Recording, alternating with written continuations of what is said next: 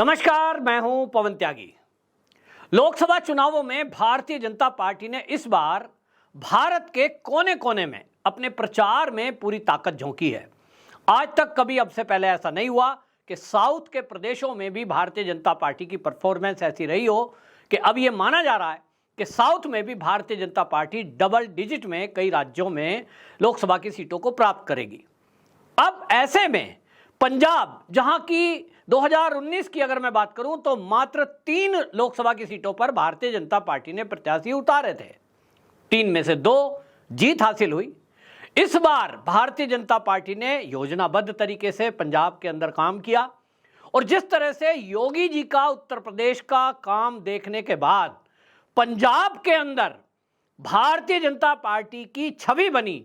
योगी model की चर्चा हुई, उसको देखते हुए 13 की 13 लोकसभा सीटों पर इस बार भारतीय जनता पार्टी ने अपने प्रत्याशियों को उतारा है। वहां प्रचार के लिए स्टार कैंपेनर में जो सूची जारी हुई है उसमें यूं तो मोदी जी भी हैं, लेकिन आपको मैं पहले भी बता चुका हूं कि पंजाब के अंदर मोदी जी के बाद यदि किसी की सबसे ज्यादा मांग है, पंजाब के लोकल लीडर और कोई भारतीय जनता पार्टी के बड़े लीडर, वो कहते हैं नहीं, हमें केवल योगी जी चाहिए। योगी जी की मांग इस कदर है कि जो बलराम जाखड़ हैं, पंजाब बीजेपी के प्रदेश के अध्यक्ष हैं, उन्होंने पत्र लिखा है। उन्होंने कहा कि देखिए, हम योगी जी की मांग करते हैं कि योगी जी की ज़्यादा से ज़्यादा सभा पूरे पंजाब में मांगी जा रही है और उसका कारण है कि योगी जी का जो बुलडोजर मॉडल है, जो माफियाओं के प्रति उन्होंने काम किया है, जिस तरह से माफियाओं का, रंगदारी करने वालों का, अपहरण करने वालों का सफाया किया है, उस लॉ एंड ऑर्डर की सिचुएशन को देखते हुए पंजाब के लोग तो ये तक कहते हैं कि भाई योगी जी को पंजाब का मुख्यमंत्री बना दो, ये ही पंजाब को ठीक कर सकते हैं। अब वो ऐसे तो संभव नहीं है, एक व्यक्ति एक ही प्रदेश का मुख्यमंत्री रहेगा और बड़ी मुश्किल से यूपी अभी कंट्रोल में आया है। ऐसा हमारे देश में अभी कानून नहीं है कि एक व्यक्ति को 2 प्रदेश का मुख्यमंत्री बना दिया जाए, लेकिन पंजाब के लोगों की जो भावना है वो मैंने आपको पहले भी बताई है और इसको रिपीट कर रहा हूं। ये बिल्कुल अंदर की खबर है। जो संघ से जुड़े हुए लोग हैं, जो भारतीय जनता पार्टी के जुड़े हुए लोग हैं, खासतौर पे हिंदू, वो जो आबादी वहां 38% है राम मंदिर बनने के बाद, उसमें भी वो क्रेडिट मोदी और योगी दोनों को बराबर जाता है। पंजाब के हिंदुओं का यह मानना है कि अगर उत्तर प्रदेश में योगी आदित्यनाथ सीएम के रूप में नहीं होते तो मंदिर के लिए भले ही सुप्रीम कोर्ट का आदेश आ गया था, तब भी इस देश में कट्टरपंथी लोग ऐसे हैं कि वो उत्तर प्रदेश और देश में इतना हंगामा काटते कि अयोध्या का मंदिर नहीं बन सकता था। और ये हम सबको भी जानना चाहिए कि योगी आदित्यनाथ जी ने जिस तरह से अयोध्या में जो भव्य राम जी का मंदिर आज हमें दिखाई दे रहा है, उसके लिए जो जमीनें एक्वायर की गई, जिस तरह से 4-4, 5-5 गुना लोगों को मुआवजा देकर उनकी रजामंदी से उनके जमीनों को ले लिया गया, उनके मकान तोड़े गए, जो सड़कें चोरी हुई, उस चोरी करने में कोई ये नहीं कह रहा है कि साहब हम बड़े दुखी हैं। मेरे मित्र हैं वहां पर जानने वाले, अयोध्या में हनुमानगढ़ी के पास उनके मकान टूटे हैं और मीडिया खूब सूंघता रहा कि कोई ऐसा मिल जाए जो ये कह दे कि योगी जी ने हमारे ऊपर अत्याचार किया है, हमारे मकान को जबरदस्ती तोड़ दिया, हमें मुआवजा नहीं मिला, हम बड़े दुखी हैं साहब। एक भी आप देखें कि विरोधी मीडिया गली गली में सूंघता रहा कि कोई ऐसा मिल जाए, लेकिन कोई बंदा ऐसा नहीं है, क्योंकि एक भी व्यक्ति वहां ऐसा नहीं है जिसको उचित मुआवजा ना मिला हो, और मुआवजा भी इतना कि उसको लेकर उन्होंने दूसरी जगह मकान बना लिया और जो पुराने मकान है उस पुराने मकान की जगह लोगों ने अपने गेस्ट हाउस बना लिए, होटल बना लिए। और इसीलिए योगी जी के बिना यह काम संभव नहीं था, ये लोग जानते हैं। तो पंजाब में जिस तरह का ड्रग गली गली में बिक रहा है, जिस तरह से रंगदारी वहां चल रही है, आज सरेआम हत्याएं कर दी जा रही हैं, जो उद्योगपति हैं वो इस बात से परेशान हैं। आज वही दौर पंजाब का चल रहा है, वहां फोन जाता है कि इतने पैसे फला आदमी को पहुंचा दो, नहीं दिए तो गोली मार दी जाती है।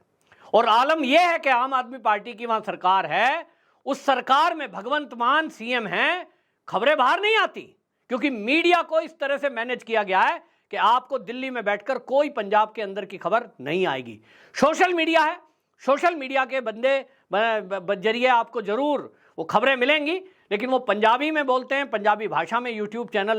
लोकल लोग चला रहे हैं। बहुत सारी अंदर की चीजें आ रही हैं जिसमें एक साथ खुलकर आ गया कि आम आदमी पार्टी का वहां भारी विरोध है, बड़ा विरोध है। लोग खुलकर कह रहे हैं कि हमें सपने दिखाए थे, इन्होंने वादे किए थे कि हमारी सरकार आ गई तो 3 महीने में पंजाब से नशाखोरी बंद कर देंगे। किसानों को कहा था कि तुम्हारे सबके कर्जे माफ हो जाएंगे। किसानों को यह कहा गया कि तुम्हारा एक एक दाना गेहूं का सारा एमएसपी पर खरीदा जाएगा। ऐसे ऐसे दृश्य देखने को मिल रहे हैं कि मंडी में किसान अनाज लेकर बैठा है, खरीदने वाला कोई नहीं है। मैं एक वीडियो देख रहा था, मेरे एक मित्र ने भेजी, वो कह रहा है कि मंडी में हम गेहूं लेके आए तो बोले जब ज्यादा प्रेशर दिया तो अधिकारी आए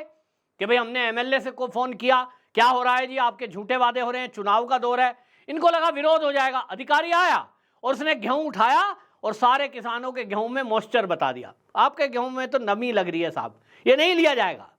वो कह रहे हैं कि भीषण गर्मी पड़ रही है, लू चली हुई है, वो कहते हैं जी आदमी सूख रहे हैं और ये गेहूं में मॉइस्चर बताकर हमारे गेहूं को नकली रद्दी बताकर छोड़ के चले गए। ये है ना कुछ करने का बहाना। दूसरी तरफ भारतीय जनता पार्टी है, वो कहते हैं जी आज मोदी जी का जो काम है केंद्र में किया हुआ, पहला ऐसा प्रधानमंत्री है जिसने निशान को अपने सिर पर रखा है, जिसने पग बांधी है, लंगर की सेवा की है। और अभी हमने देखा पटना साहिब में मोदी जी गए तो वहां किस तरह से वो रोटी बेल रहे थे, किस तरह से वो सफाई कर रहे थे, वहां लंगर को बरता रहे थे। ऐसा पहले दृश्य किसी ने नहीं देखा। उन्होंने कहा कि मोदी जी ने इतना ही नहीं, मोदी जी ने करतारपुर कॉरिडोर खोला, उसके बाद ब्लैक लिस्ट में जो लोग शामिल थे 314 में से 312 के नाम हटाए जो ब्लैक लिस्टेड सिख थे। इसी तरह लंगर को टैक्स फ्री किया और 350वें प्रकाश पर्व का ऐतिहासिक प्रोग्राम हुआ, सरकार ने किया। 26 दिसंबर को वीर बाल दिवस घोषित हुआ। ये कुछ ऐसे काम है। और इसके अलावा पंजाब के अंदर जो सड़कों का काम हुआ वो केंद्र ने किया। जिस तरह से आज लोग देख रहे हैं योगी जी की मांग का बढ़ने का कारण क्या है, लोग कह रहे हैं योगी जी प्रचार के लिए आए तो उनके नाम पर लोग वोट देंगे, क्योंकि देख रहे हैं जिस उत्तर प्रदेश के और बिहार के लोगों का ये मजाक उड़ाया करते थे, क्योंकि रईस लोग हैं, 500-500 बीघा जमीन उनके पास आज भी, बड़े बड़े फार्म हाउस हैं, ऐसे ऐसे लोग आज भी हैं जिनके पास 500 बीघा 1000 बीघा जमीन है पंजाब के अंदर है। तो यूपी और बिहार के लोग वहां मजदूरी करने जाया करते थे और इसलिए उन लोगों ने एक दिमाग में छवि कर ली कि हम तो पंजाब के जट हैं, हम तो रॉयल हैं और ये जो यूपी बिहार के लोग मजदूरी करने आते हैं ये हमारे नौकर हैं। तो पूरा यूपी बिहार इसी तरह मजदूरों से भरा पड़ा है, ऐसा उनके दिमाग में मानसिकता थी। तो क्या कहते थे, यूपी और बिहार वालों का मजाक उड़ाकर वो ये कहते थे ये तो यूपी दे भैये हैं, यूपी दे भैये, यूपी दे भैये इत्थे आ, इस तरह से अपमान करते थे। लेकिन आज वही चर्चा का विषय है कि जिस यूपी के भैये को कहकर वो यूपी वालों का मजाक उड़ाया करते थे, आज उस उत्तर प्रदेश में वो देख रहे हैं कि जब से योगी आदित्यनाथ आए हैं वहां एक रिकॉर्ड, मतलब आप सोच लीजिए कि विकास कोई सोच नहीं सकता। पंजाब में तो एक भी सड़क ऐसी नहीं है जैसे उत्तर प्रदेश में योगी आदित्यनाथ के शासनकाल में एक्सप्रेस वेज बने हैं। पंजाब में नहीं है एक भी ऐसा एक्सप्रेस वेज, रेलवेज, और जिस तरह से एयरपोर्ट डेवलप हुए हैं, जिस तरह से औद्योगिक क्रांति एक तरह से मैं कहूंगा उत्तर प्रदेश में आई है। नोएडा में दुनिया की बड़ी बड़ी कंपनियां ग्रेटर नोएडा और नोएडा में शिफ्ट हुई हैं और यह उत्तर प्रदेश है जो आज मैं अमेरिका के एक मेरे मिलने वाले थे, उन्होंने फोन पे बात की कि मेरा मन है कि अगर भारत में कहीं मुझे रहना है रिटायरमेंट के बाद तो उत्तर प्रदेश को मैं समझूंगा कि उत्तर प्रदेश रहने लायक है, क्योंकि वहां भगवानों की जन्मस्थली है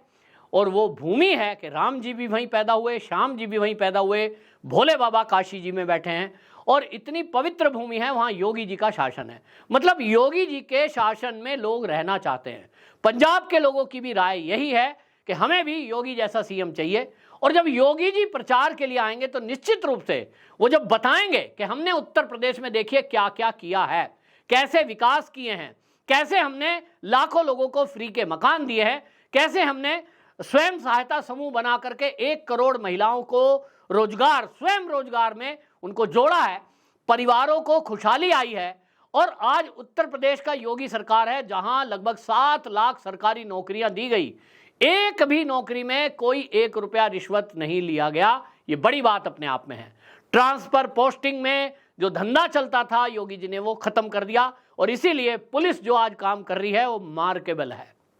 उत्तर प्रदेश की पुलिस, उत्तर प्रदेश की एसटीएफ,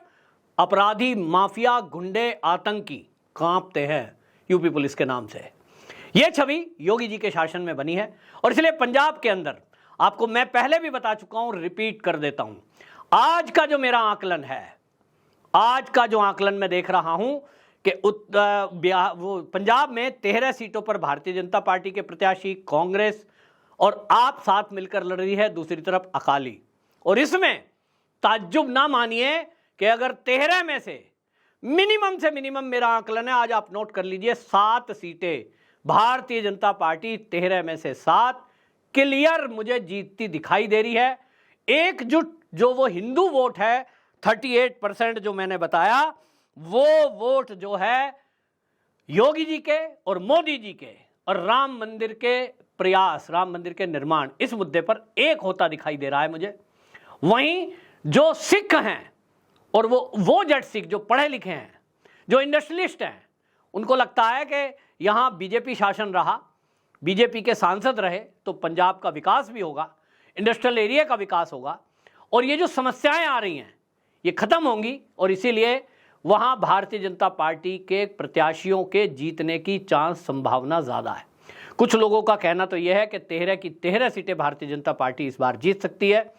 अंडर करंट जो वोट है वो बीजेपी की तरफ शिफ्ट होता दिखाई दे रहा है, क्योंकि लोग कांग्रेस और आप दोनों पार्टी को देख चुके हैं। लेकिन मेरा मानना है कि 7 सीटें कम से कम जीतेगी। योगी आदित्यनाथ स्टार प्रचारक के रूप में पंजाब में जब उतरेंगे तो ये माहौल आप देखेंगे कि मैं जो आंकड़े कह रहा हूं इसमें बढ़ोतरी होगी, एक भी सीट घटने वाली नहीं है। पंजाब के जो आप दर्शक हों, आप जरूर अपनी राय रखें। वंदे मातरम।